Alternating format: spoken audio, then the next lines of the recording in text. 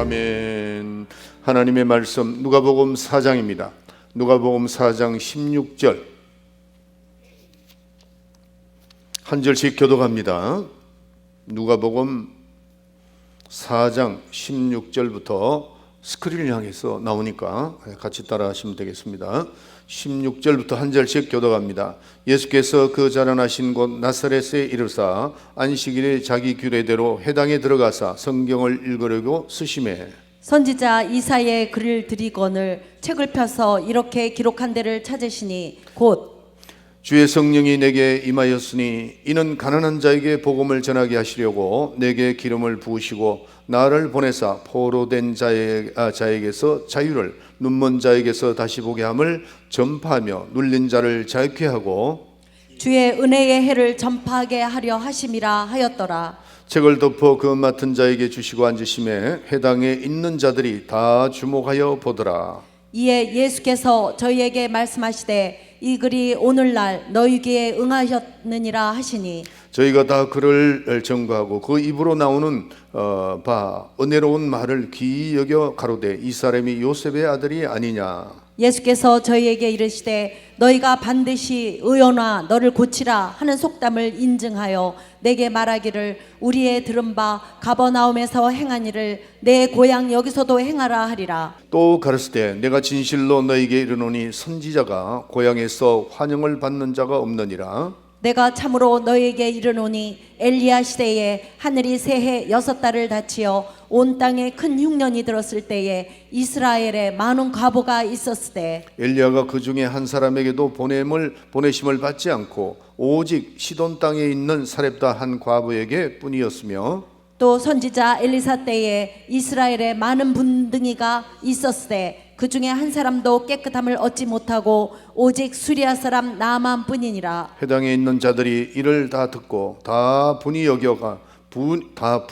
가득하여 일어나 동네 밖으로 쫓아내어 그 동네가 건설된 산 낭떠러지까지 끌고 가서 밀쳐 내리치고자 하되 다 같이 시작. 예수께서 저희 가운데로 지나서 가시니라. 아멘. 기도합시다. 하나님 감사합니다. 오늘도 신령과 진정으로 예배드리기 위하여 나온 모든 우리 사랑하는 성도들에게 하나님의 은혜가 충만히 있을지어다. 충만함에 있게 하여 주시옵소서. 하나님 아버지 찬양을 드리고 또 기도를 드리고 이 시간에는 예물을 드렸습니다. 예물과 찬양과 기도가 하늘 보좌에 들려지게 하여 주시옵소서. 하나님 이 예물에 축복하여 주셔서 30배, 60배, 100배의 결실을 맺게 하시고 이 물질이 주님 뜻대로 잘 사용되게 해주시고 선교와 전도하는 일에 생명을 구하는 일에 최선을 다해서 사용되게 하여 주시며 이 물질이 우리 성도들이 드린 물질이 오니 하나님께서 그 아름다운 손길에 하나님 축복하시사 30배, 60배, 100배의 결실을 맺으며 오병이의 이적이 귀한 가정과 사업과 직장 위에 일어나게 해 주시옵소서. 부족한 종 단에 세워주셨사오니 입술에 기름을 부으사 말씀의 능력과 지혜와 권능을 주시고 또 듣는 모든 분들이 성령으로 들어 그 말씀이 생명의 양식이 되게 하여 주시옵소서. 예수의 이름으로 기도하옵나이다. 아멘. 아멘. 제가 오늘 아침에 이제 설교를 준비하고 제 테이블에 있는데 카톡이 하나 들어왔어요. 그래서 제가 이제 전화기는 여기 안 가지고 들어오는데 혹시나 하고 이 시간에는 보면 틀림없이 이제 외국에서 오는 거니까 보니까 알라바마에 있는 우리 김 집사님이라는 분이 있습니다. 우리를 위해서 기도 많이 해주시고 또 성교기도 많이 보내주시는 분입니다.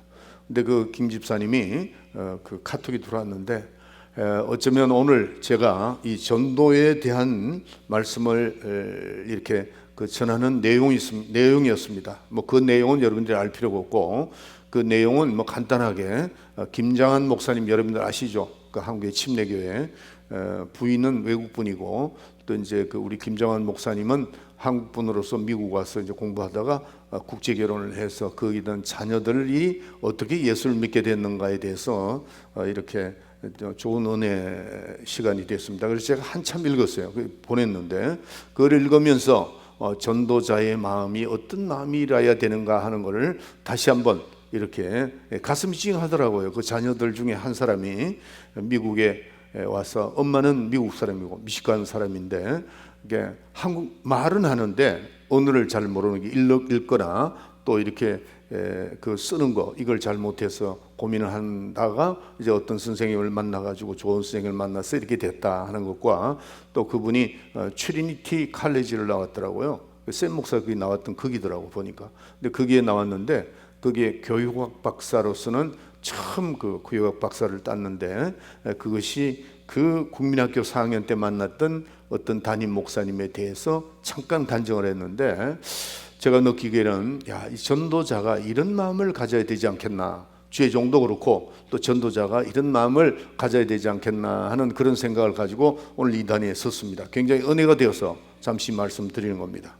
자, 오늘 전도하시는 예수님이라 하는 제목으로 여러분이 말씀드리길 원합니다. 하나님은 사랑이십니다. 우리는 항상 하나님은 사랑이시다. 항상 우리의 마음속에 그걸 넣어둬야 됩니다. 그 기본이 있어야 된다. 그 기본은 깔려 있어야 돼요. 하나님은 사랑이시다. 우리 한번 두 번 해볼까요?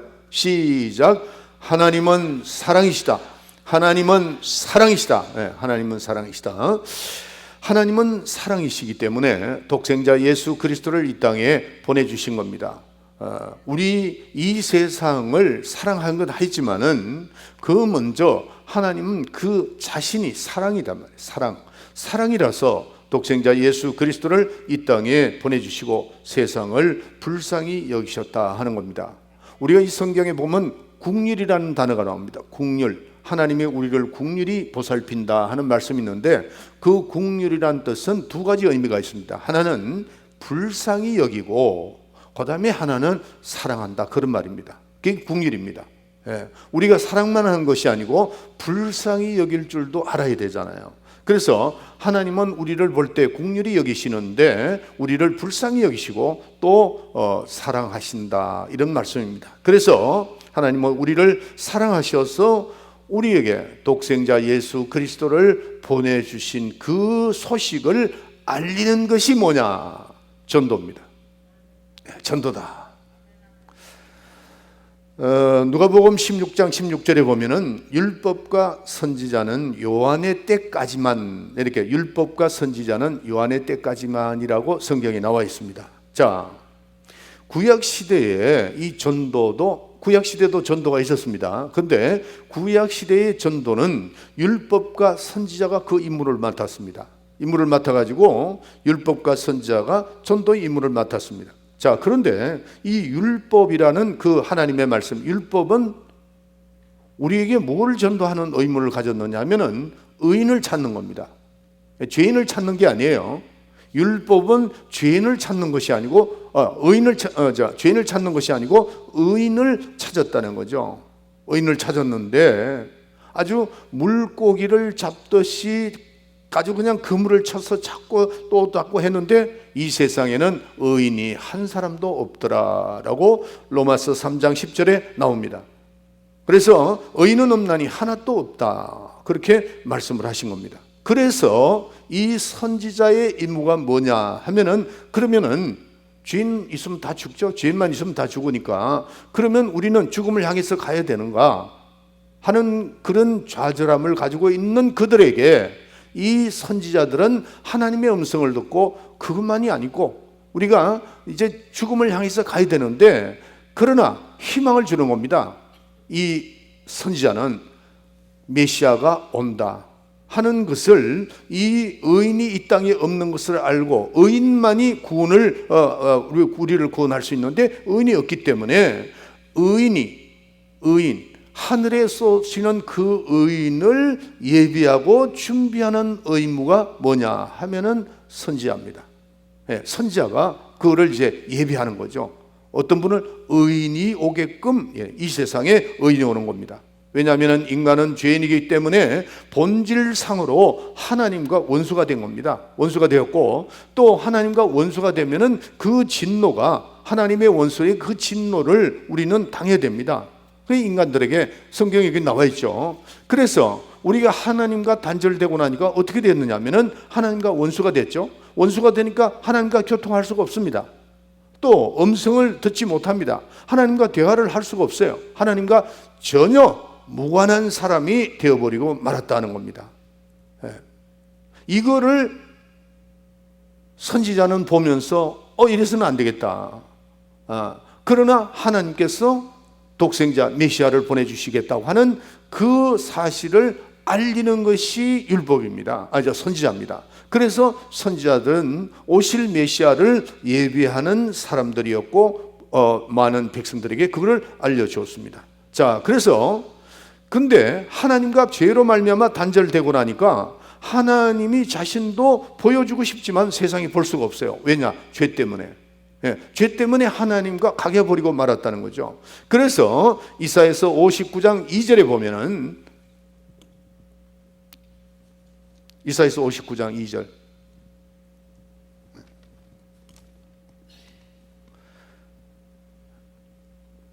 나와 있어요?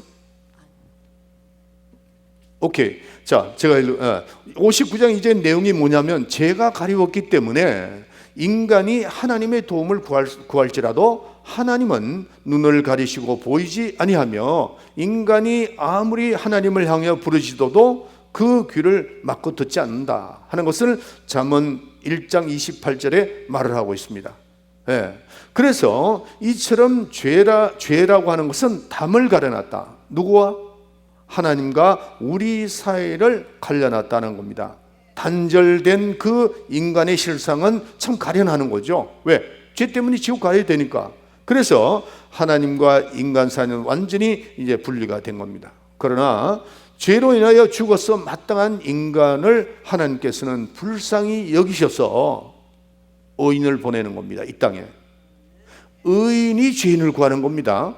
그 의인, 말씀이 육신이 돼서 오신 그 의인을 세상에 보내셨는데 그분이 바로 예수 그리스도라 하는 겁니다. 그래서 우리 예수님은 완전한 사람이요 완전히 하나님이라는 것을 우리가 아셔야 됩니다. 의인이 육신을 입고 이 땅에 이제 오신 겁니다.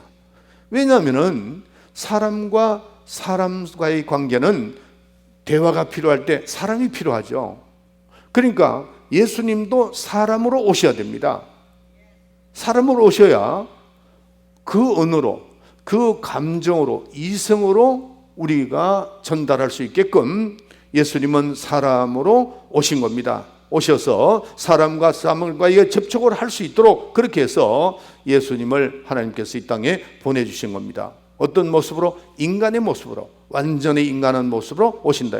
말씀이 육신이 되면, 그렇다고 해서 그분이 인간인데 그럼 완전한 사람이냐? 맞습니다. 그러나 또 완전한 100%의 하나님이시다는 것을 말씀이 육신이 됐기 때문입니다.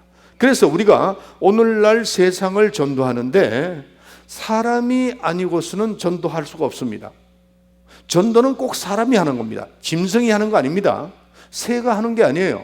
왜? 그들이 언어가 없기 때문에, 감성이 없기 때문에, 이성이 없기 때문에 그들은 전달할 수 없어요.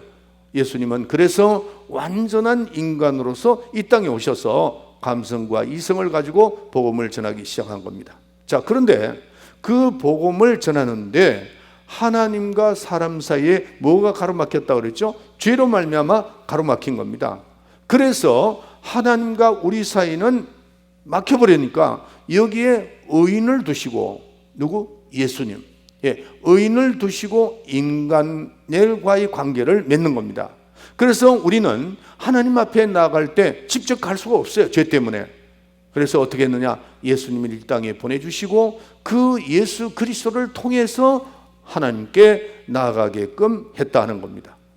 원래 우리는 의가 없고 죄인인데 우리가 예수를 믿음으로 말미암아 믿음을 갖게 됐죠. 하나님의 믿음을 갖겠는데 그 하나님의 믿음을 의로 여겨주신 겁니다. 예수를 믿음으로 말미암아, 예수 그리스도의 공로를 믿음으로 말미암아 그 믿음을 가지고 있는데 누굴 믿는 거죠? 예수님을 믿는 겁니다.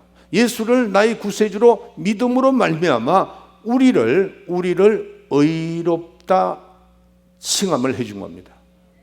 의롭다 칭함을 해줬다. 그래서 우리는 믿는 자들을, 우리가 예수를 믿으니까 하나님이 우리를 사용하시는 겁니다. 그래서 우리는 하나님을 믿는 자를 통해서 뭐가 전파되느냐? 복음이 전파되는 겁니다. 예. 죄인이 죄인을 인도할 수가 없어요. 죄인이. 우리는 예수를 믿음으로 말미암아 의롭다함을 받았고, 의롭다함을 받은 그들에게 복음을 전할 수 있는 우리에게 특권을 우리에게 주신 겁니다. 전도를 아무나 하는 거 아닙니다.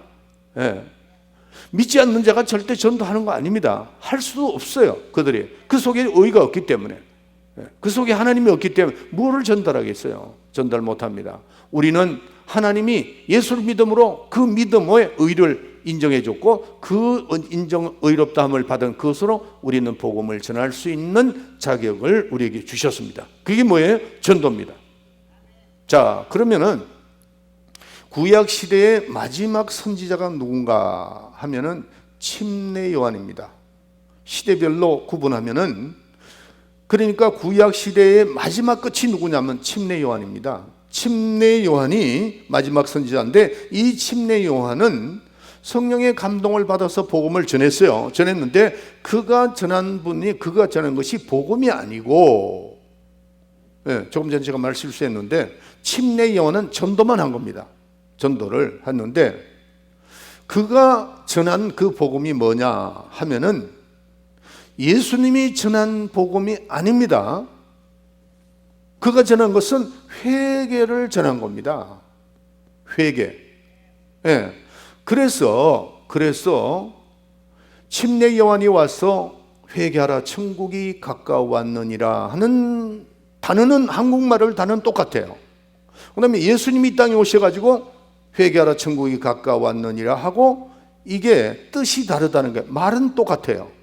네, 침례 요한이 와서 회개하라 천국이 가까웠다, 예수님도 회개하라 천국이 가까웠다 그럴 때, 이 예수님이 천국이 가까웠다고 하는 것과 그 다음에 침례 요한이 전하는 것하고 내용이 전혀 틀립니다. 구약시대의 침례 요한은 마지막 선지자로서 그는 회개를 전한 겁니다. 회개하라, 회개하라. 그 다음에 예수님은 전한 회개하라는 것은 지난번에 말씀드렸죠. 메타노이테, 원문에 메타노이테라는 뜻은 너희들이 지금까지 생각했던 하나님의 생각을 바꿔라, 그런 뜻입니다. 전혀 틀리죠. 그래서 예수님이 복음을 전한 겁니다. 기쁜 소식을 전한 겁니다. 그래서 침례 요한은 마지막 선지자로서 세상 사람들에게 회개하라 했고, 예수님은 이 땅에 오셔서 바로 복음을 전하는 것 아닌가요? 복음을 전하는, 기쁜 소식을 전한 분이 예수님이 최초입니다. 최초다. 자, 그래서 여기서 우리가 잘 들으셔야 되는 게, 여기 구분을 해야 됩니다. 우리는 그 복음 자체가 진리가 아니라는 걸 생각해야 돼요. 어떤 분은 복음, 진리 혼돈하는 분들이 굉장히 많아요. 복음이라고 하는 것은 복된 소식이죠. 굿 뉴스입니다. 굿 뉴스. 복음이라는 건. 진리는 그게 아니죠. 그래서 오늘날 복음과 진리를 혼돈하는 사람이 굉장히 많아요. 어떤 분이 묻습니다. 복음을 믿으세요. 만약에 그랬는데 어떤 사람이 와서 복음이 뭐죠? 그럼 그걸 답변을 해줘야 될 거 아니에요. 복음이 기쁜 소식입니다. 이래서는 안 된다는 거죠. 그건 하나의 전달하는 과정이죠. 복음이라고 하는 것은 퍼져나가는 거죠. 퍼져나간다. 예. 이게 저는 영어도 잘 못하는 자꾸 죄송합니다. 딜리버리 하는 거죠. 기쁜 소식을 전하는 겁니다. 예, 전하는 것이고, 진리는 그게 아니죠. 자, 복음이라는 뜻은 뭐냐입니까? 신약 전도를 말하는 겁니다. 그래서 성경에 복음이라는 단어를 쓴 데는 딱 네 군데밖에 없습니다. 마태복음, 마가복음, 누가복음, 요한복음 이렇게 돼 있죠. 그러면은 마태가 전하는 기쁜 소식, 마가가 전하는 기쁜 소식, 누가가 전하는 기쁜 소식, 요한이 전하는 기쁜 소식. 여러분들 사도 바울 서신을 보고 복음이라고 돼 있지 않습니다. 복음이라고 돼 있지 않아요. 그건 사도 바울 서신이에요. 복음은 오직 예수께서 하신 말씀이 복음이 진리라. 그래서 그러면 그들이 무슨 기쁜 소식을 전했느냐는 거죠. 마태가 무슨 기쁜 소식, 마가가 무슨 기쁜 소식, 요한이 무슨 기쁜 소식, 이 하나같이 전하는 것이 기쁜 소식인데, 그 기쁜 소식이 뭐냐? 진리가 이 땅에 오셨다라는 겁니다. 진리가 누구죠? 예수님이죠. 나는 길이요 진리요 생명이니, 그랬으니까 진리가 이 땅에 오셨다. 복음이 가져온 기쁨의 그 내용이 뭐냐? 복음이 가져온 기쁜 내용이 뭐냐? 진리신 예수를 말하는 거다 하는 겁니다. 예. 이게 기쁜 소식입니다. 예. 기쁜 소식이 뭐죠? 예, 진리신 예수님이 이 땅에 오신 것을 말합니다. 그 말이면 그렇게 대답을 해야 돼요. 그래서 우리는 신약 전도라는 것은 우리 지금 이 시간의 신약 전도죠. 이게 전도는 뭐냐면은 복음을 전하는데, 그 전하는 것이 진리를 전하는 것이, 그 기쁜 소식을 전하는 것이다 하는 겁니다. 다시 한번 정리해 볼게요. 구약 전도는 뭐라고 그랬죠? 회개입니다. 회개. 너희들은 죄인이다.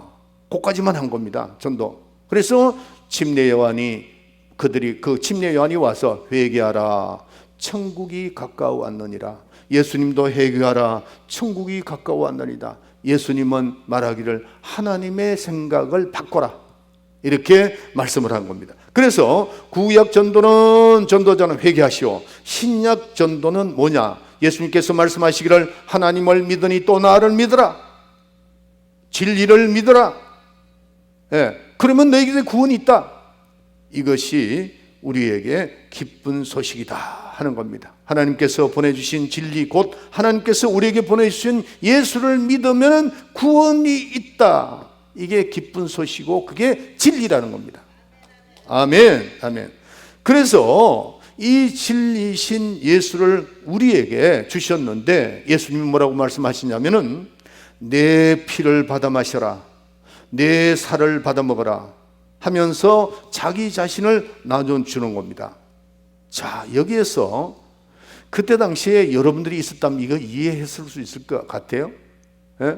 이해가 안 됩니다. 아니, 예수님이 어느 날 갑자기 나사렛에 나타나서 내 피를 받아 마셔라, 내 살을 받아 먹어라, 이 이해가 안 된다는 거죠. 왜? 사람이 죽어야 되는데 어떻게 그럴까요? 뭐 식인종도 아니고. 그때 당시에는, 그때는 이게 이야기가 참 힘들었습니다. 그래서 여기 우리가 자세히 지금 설명을 좀 드려야 되는 게, 예수님께서 살을 먹어야 영생이 있고 내 피를 먹어야 생명이 있다 그랬어요. 이걸 우리 일부 예배 때 이제 통역하는 분들에게 내가 설명을 해줬어요. 어제 내가 미국 성경을 보니까 우리는 생명과 영생을 같은 거였지만은 개념상으로 조금 다릅니다. 사용하는 게 생명과 영생이라는 의미가 조금 사용한 범위가 다르다 하는 겁니다. 자, 다시 말해서 인간인 죄 때문에 죽었죠. 이걸 살리기 위해서는 뭐가 있어야 돼요? 생명이 있어야 됩니다. 생명이 돼요. 죽어가는 사람에게 피를 넣으면 살죠. 예, 그 피 속에 생명이 있기 때문에 그렇다는 거죠.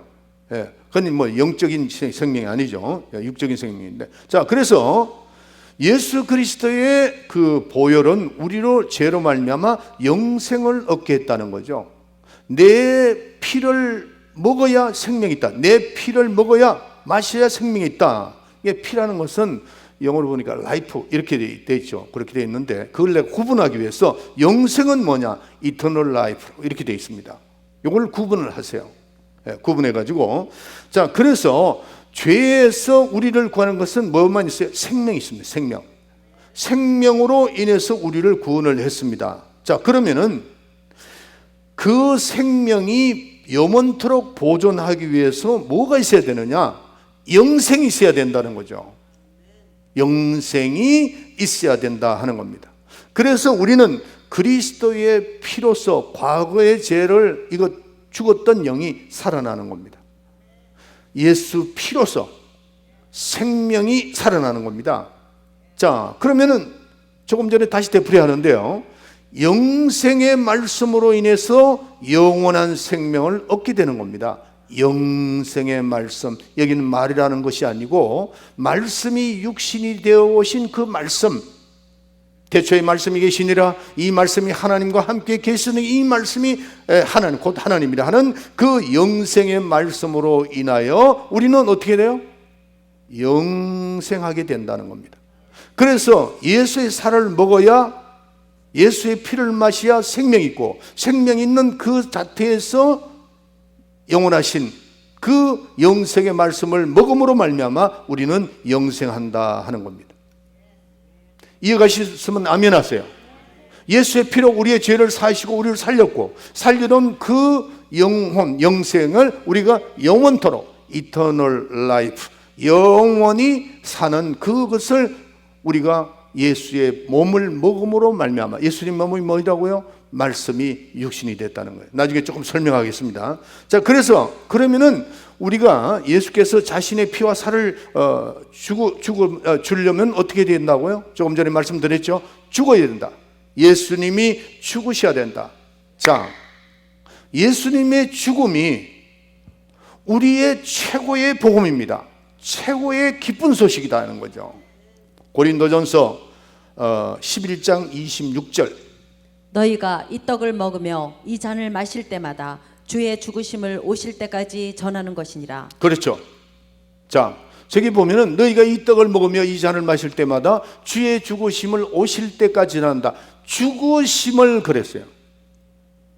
예수님이 죽으셔야 우리에게 피를 줄 수 있고 살을 줄 수 있는 겁니다. 부활해서. 그렇죠? 그래서 우리 예수님의 죽으심이 우리의 최고의 복음입니다. 최고의 기쁜 소식이다 하는 겁니다.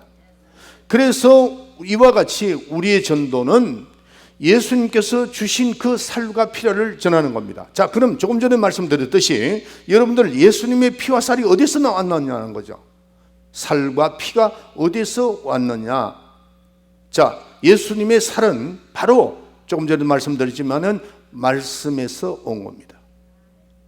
말씀이 육신이 되어 태초에 말씀이 계시니라. 요한복음 1장 1절, 태초에 말씀이 계시니라. 이 말씀이 하나님과 함께 계셨으니 이 말씀이 곧 뭐예요? 하나님이라 그랬어요. 자, 그러면 피는 어디서 왔느냐? 역시 말씀입니다. 역시 말씀입니다. 그래서 예수님의 피와 살은 어디서 왔다고요? 말씀, 이 말이 아니고 로고스를 말하는 겁니다. 태초에 로고스가 계시니라.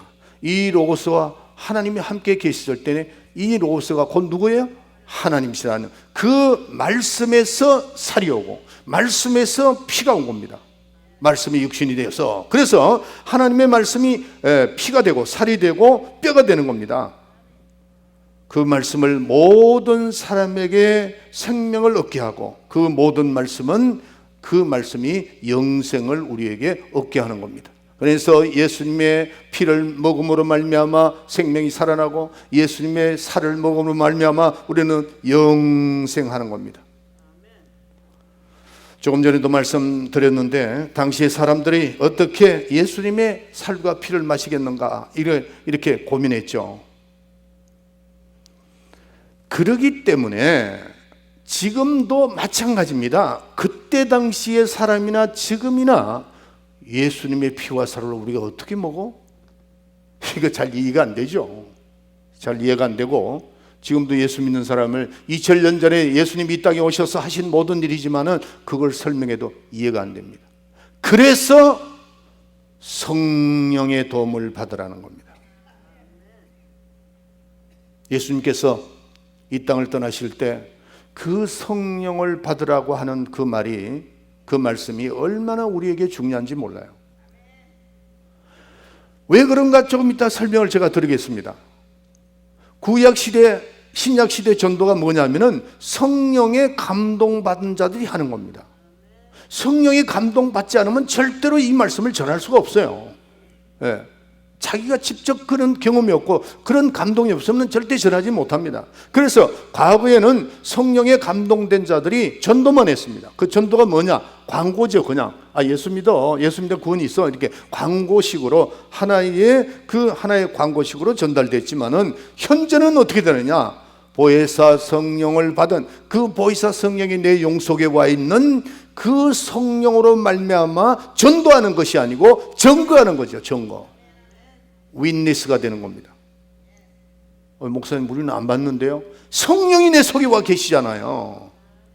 그렇기 때문에 증거가 되는, 증인이 되는 겁니다.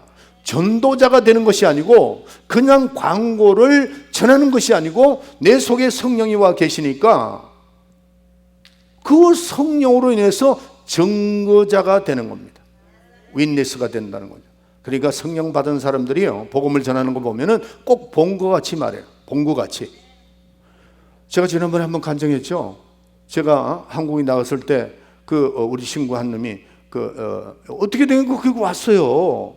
왔는데 우리 집사람하고 내가 막 안수를 하고 있는데 뒤에 우리 집사람하고 서 있더라고. 그 친구가 굉장히 나하고 친했거든요. 대학교도 4년 같이 다니고 군대 생활도 같이 하고 이랬는데 그 친구가 서 있어요. 몇 수십 년을 만난 거야. 딱 보니까 야, 너 이름이 백우열인데, 야, 백우열이 너 어떻게 여기 왔냐?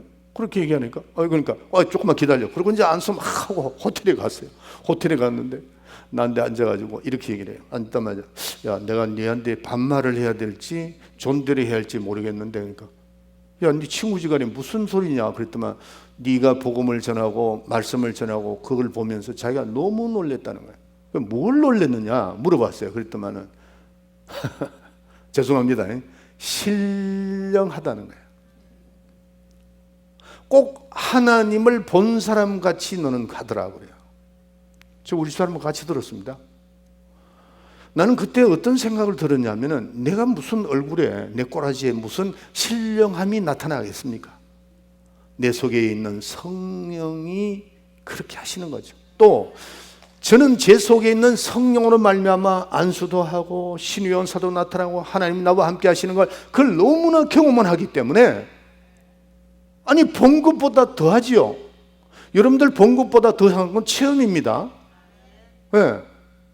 내가 본 거는요 몇 수십 년 지나고 나면 긴감 있는가 합니다. 글쎄 내가 그거 잘못 봤나? 체험은 그렇지 않습니다. 신기하게도 제가요 안수를 해서 병난 분들 있죠. 언제 어디서 무엇을 어떻게 했는가 정확하게 매 수십 년이 지나도 제 머리에 딱 남아 있습니다. 그래서 나 이거 신기한데, 그런데 제가 무슨 기억력이 좋은 사람도 아니에요.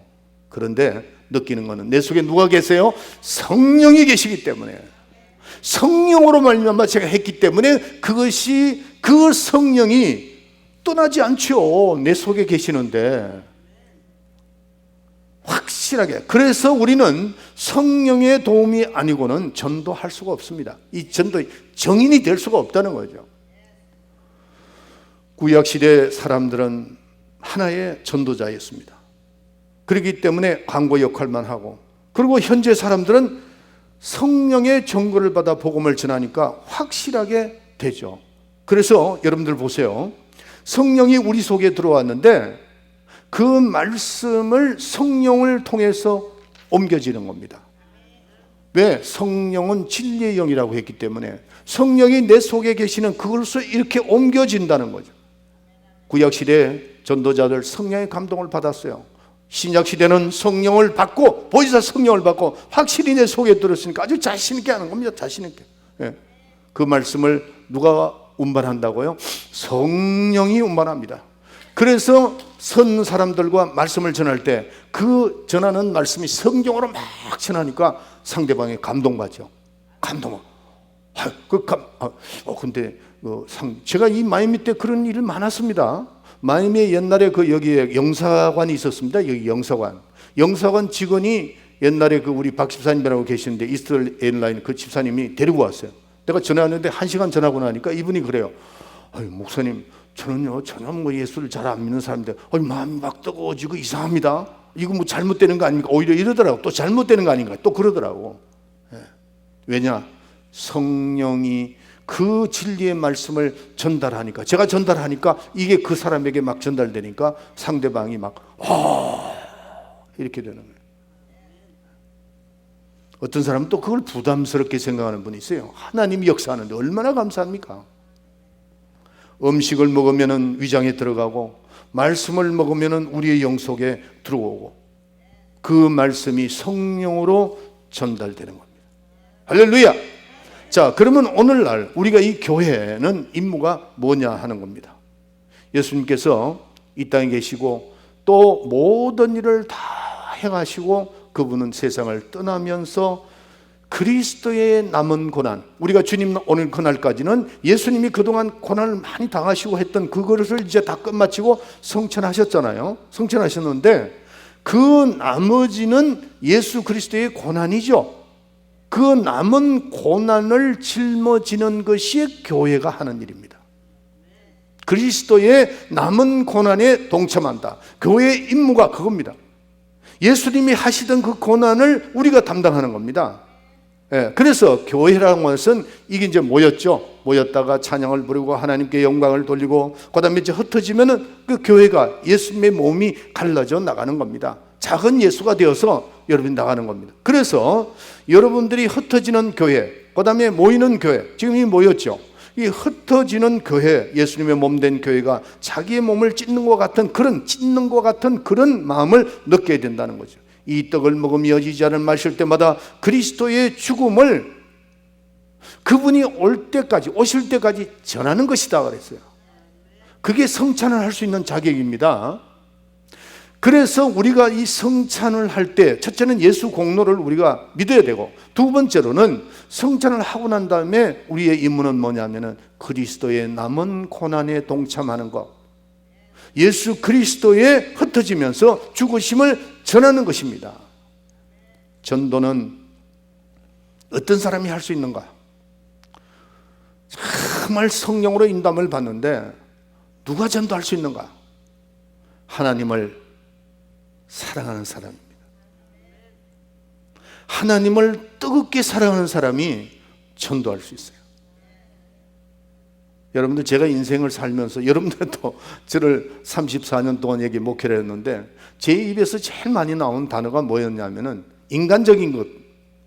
사실은 어떻게 보면 우리 사람도 몸이 조금 이상하겠지만은 저희 어머니에 대한 그를 많이 말을 했습니다. 왜 그럴까요? 제가 어머니를 너무나 사랑했기 때문입니다. 존경했기 때문입니다. 다시 말해서 우리가 이 전도라는 것은 이게 억지로 뭐 전도 프로그램을 만들고 하는 것도 중요하지만은 어떤 사람이 하나님을 그 사랑을 전도할 수 있느냐? 하나님을 뜨겁게 사랑하는 사람입니다. 예. 하나님을 정말 그 마음 속에, 왜냐하면은 하나님을 사랑하는 그 마음, 하나님의 성품이 내 속에 들어와 있기 때문입니다. 일평생 저는 우리 어머니가 그러니까 저를 아주 그냥 예수 믿게 하고 영향을 끼친 것이 거의 한 40-50년 되는데 그것이 내 몸에 뱉고 그분의 사랑이 내 마음에 있기 때문에 지금도 간증을 하는 거라고요. 우리가 전도라는 것은 억지로 하기, 그게 아닙니다. 내 속에 하나님의 성품이, 그리스도의 성품이, 그래서 교회는 그리스도의 성품을 가진 자들이 모인 곳입니다. 그래서 성경에는 뭐라고 되어 있냐면 예수의 정신을 가져라, 예수의 마음을 가져라, 예수의 성품을 가지라는 겁니다. 예수님께서는 아버지의 성품을 가지시고 이 땅에 오셨고 우리도 그의 성품을 가진 자로서 그냥 가만히 있을 수 없죠. 가만히 있을 수 없죠. 자동적으로 나와야 됩니다. 자동적으로. 왜? 하나님을 뜨겁게 사랑하기 때문입니다. 그 열매가 맺혀지는 겁니다. 그리스도의 남은 고난에 동참하는 겁니다. 우리가 열매가 없다고 하는 것은, 우리가 전도하지 않는 것은 그리스도의 그 마음이 없다는 거죠. 하나님께서 우리에게 주신 그 하나님의 사랑의 마음, 하나님의 성품이 없는 겁니다. 그게 있어야 됩니다. 요한복음 15장에 보면은 나는 포도나무요 너희는 가지니, 가지가 내 곁에 붙어 있으면 반드시 뭐를 한다고요? 열매를 맺는다는 겁니다. 여러분들, 우리 성도들 가운데 도덕적으로 문제가 없어요. 온전합니다. 성품이 굉장히 온유합니다. 착하고 점잖합니다. 물론 교회도 열심히 나옵니다. 그런데 전도를 하지 않습니다. 왜 그럴까요? 편안하게 신앙생활 하지, 내가 꼭 나가서 뭐 그러냐, 그거 아닙니다. 만약에 그런 마음이 있다면 여러분들 마음을 돌려야 됩니다. 그런 사람은 그리스도의 마음이 없다는 거예요. 그리스도의 성품이 없다는 겁니다. 하나님에 대한 성품이 없기 때문에 그렇게 하는 겁니다. 전도를 하지 않는다는 거죠. 우리는 이런 사람이 돼서는 안 됩니다. 전도는 아무나 할 수 있는 것이 아니고 그리스도의 성품이 있지 않으면 절대로 그럴 수가 없어요. 성경에 내 이웃을 사랑하라 하는 말은 어떤 말이냐면은 믿는 자의 성품 가운데 하나님의 사랑을 머물게 하라, 그 뜻입니다. 그래서 서두에 지금 말씀드렸는데 우리가 사람을 바라볼 때에 국률한 마음이 있어야 된다 그랬죠. 국률한 마음이 뭐라고요? 불쌍히 여기는 마음이 있고, 그 영혼을 그냥 뒀다가는 지옥 가니까 그 영혼을 불쌍히 여기고 또 이어서 사랑하라는 겁니다. 이것이 주님께서 우리에게 주시는 성품인 것을 깨달아야 됩니다. 그래서 우리는 하나님의 성품이 우리 속에 들어와 있지 않으면 전도를 절코 할 수가 없는 겁니다. 그것이 나타날 때 전도가 되고 선교가 되는 겁니다. 여러분, 사도 바울이 전도할 때 1차, 2차, 3차 전도 여행을 할 때 그 마음속에 어떤 마음이 있었는지 아세요? 그가 갈 때 좋게 간 줄 아세요? 저는 그 사도 바울의 성지를 다 돌진 못해도 이스라엘 또 몇 군데 가면서 보면은 정말 험한 데입니다. 산의 위험과 바다의 위험과 강의 위험과 그런 위험 속에서 배를 타고 수십 비를 가다가 풍랑을 만나고 뱀에게 물려가지고 독사에 물려 죽을 뻔도 여러 번 하고 태창을 매를 맞는데 40대를 못 때리니까 로마 시민을 가지고 있으니까 39대를 여러 번 맞았다 그랬어요. 그런데도 그가 전도할 수 없었던, 하지 않으면 안 되는 것은 그리스도의 성품이 있었기 때문에. 내가 세상에 가지고 있던 모든 자랑할 수 있는 것, 사도 바울만큼 자랑할 수 있는 사람이 어디 있습니까? 율법사요. 그는 정말 언어를 3-4가지를 유창하게 하고 그 나라 민족을 가서 그 나라의 언어로서 복음을 전할 수 있는 그런 훌륭한 사람이고 법관이고 시인이고 그렇게 똑똑했던 것을 내가 그리스도를 만남으로 인해서 그것을 하나의 배설물로 여겼다. 그래서 참 멋진 말씀을 하죠. 우리 속에 복음을 받고 그리스도의 마음이 있는 사람이 전도할 수가 있습니다. 예수님은 이 땅에 오셔서 뭐하러 오셨는가? 분명히 말씀하셨습니다. 나는 전도하러 왔다. 그렇게 말씀을 하고 있습니다. 우리는 전도를 해야 됩니다. 만약에 우리가 전도를 하지 않는다면 어떤 사람이라고 이렇게 요한이 이렇게 고백을 해놨습니다. 한번 읽어볼게요. 요한일서 3장 14절부터 15절에 우리가 형제를 사랑함으로 사망에서 옮겨 생명으로 들어간 줄을 알거니와 사랑치 아니하는 자는 사망에 거하느니라. 그 형제를 미워하는 자마다 살인하는 자니 살인하는 자마다 영생이 그 속에 거하지 아니하는 것을 너희가 아는 바라. 중요한 말씀이죠. 중요한 말씀. 사랑하지 않는 자는 살인하는 자니 예수를 믿지 아니하며 멸망할 줄 뻔히 알면서도 전도 안 합니다. 여러분들, 제가 이 복음을 전하면서 참 이해가 안 되는 게 하나가 있습니다. 지금도 난 그게 잘 안 풀려. 그게 뭐냐면은 내 아내, 평생을 같이 했던 아내, 내 자녀, 내 부모, 이 세상에 태어나서 가장 가까운 사람이잖아요. 가장 가까운 사람인데 내 아내가 예수를 믿지 않습니다. 내 남편이 예수를 믿지 않습니다. 내 자녀가 교회를 안 나가는데도 아무 감각이 없다는 거죠. 여러분 속에 정말 그리스도의 성품이 있습니까? 정말 하나님의 성품이 있느냐는 거죠. 그 사랑하는 성품이 있느냐는 거죠. 우리는 생각해 봐야 됩니다. 다른 사람은 둘째 문제 치고 가네. 내 사랑하는 아내와 남편, 그 다음에 내 가족, 그들이 예수를 믿지 않는데도 기도하지 않고 그들에게 복음을 전하지 않는다면 누가 전하겠습니까? 어렵게 한국에서 자녀들을 보러 온 부모를 향해서 그 구경이 있잖아요. 저도 많이 구경은 많이 해도 여러 군 나라를 많으니까 똑같습니다. 나라가 다 똑같습니다. 현대식으로 잘 돼 있는데 아니면 또 이렇게 고전적인 거 있는데 한두 번 가보면 그게 그겁니다. 그게 그겁니다. 똑같은. 그게 뭐하러 모시고 가려고 하지 말고 뚜레스티아스나 모시고 올라오면 얼마나 좋을까. 준비 딱 해놨다가 딱 뚜레스 올라가면 3박 4일 동안에 다 복음을 받아들이고 변화되고 가는 곳을 저는 이곳에서 많이 경험했습니다. 여러분들, 이번에 우리는 깊이 생각을 해야 됩니다. 전도하는 교회.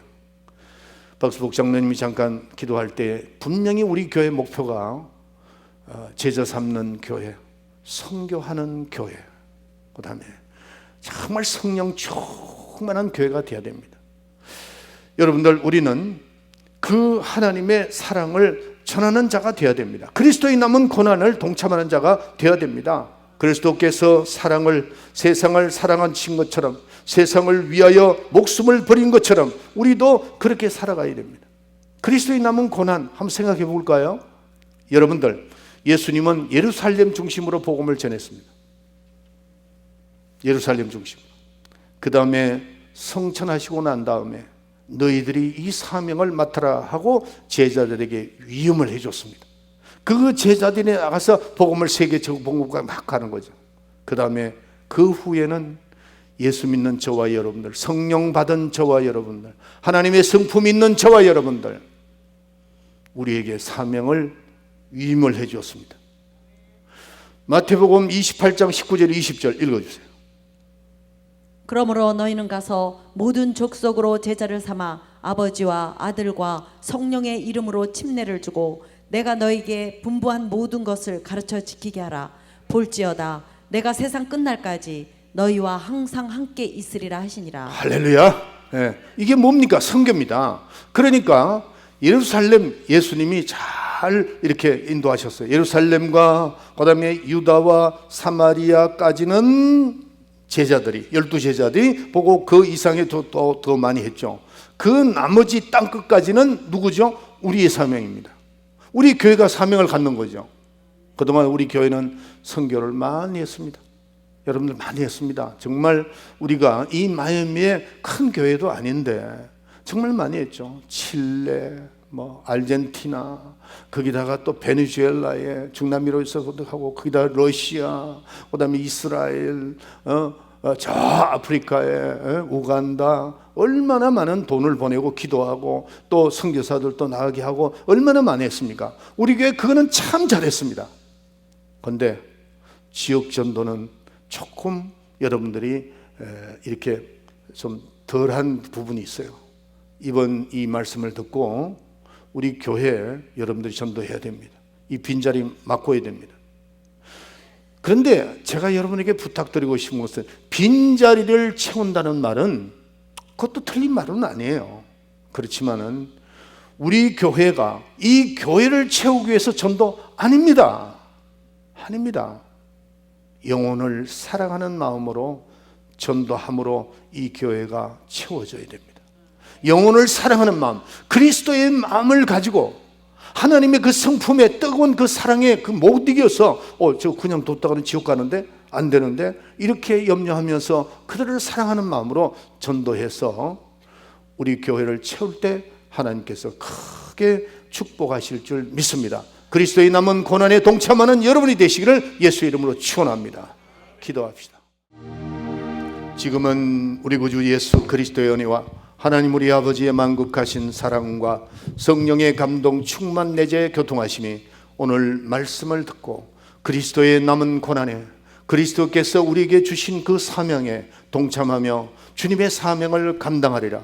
주님의 성품을 주시고 아버지의 그 사랑의 성품을 주셔서 사마리아 땅끝까지 복음을 전하리라 마음에 결심하고 돌아가는 우리 사랑하는 성도들 머리 위에 지금으로부터 영원토록 함께 있을지어다. 아멘.